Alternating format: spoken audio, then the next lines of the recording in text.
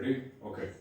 একে একে আমরা বেসিক স্ট্রেচিং এর যে মূল ধাপ ছিল সেগুলো দেখালাম আপনাদেরকে। প্রথম ধাপে দেখিয়েছি কিভাবে বডিকে তৈরি করতে হয়, দ্বিতীয় ধাপে দেখিয়েছি কিভাবে বডিকে পুরোপুরি জড়তা কাটানোর জন্য কিভাবে কি পজিশনে গেলে শরীর পুরোপুরি প্রস্তুত হয়ে যাবে, তৃতীয় ধাপে দেখিয়েছি আরো উন্নত ধাপ, যে ধাপগুলো করলে আপনার আপার বডির স্ট্রেচ হয়ে যাবে, হ্যামস্ট্রিংয়েরও স্ট্রেচ হয়ে যাবে।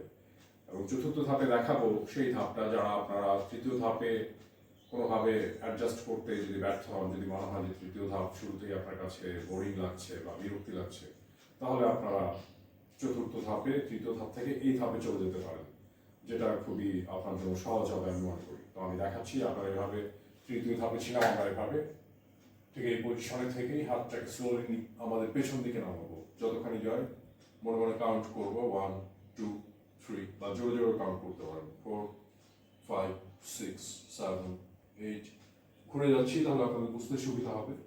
ঠিক হাত আমার এইভাবে আছে, হাতকে যতখানি এভাবে নিচের দিকে নিয়ে যাওয়া যায়, যতক্ষণ না আমার মনে হচ্ছে যারা যাবে না। 7 8 9 10, এই যে পজিশনে এসে কিছু হাত থেকে ধরে থেকে আবার স্লোলি আপ করবো, 1 2 3 4 5 6 7 8 9 10। আবার এই পজিশনে থেকে হাতটাকে উল্টিয়ে দেবো এভাবে,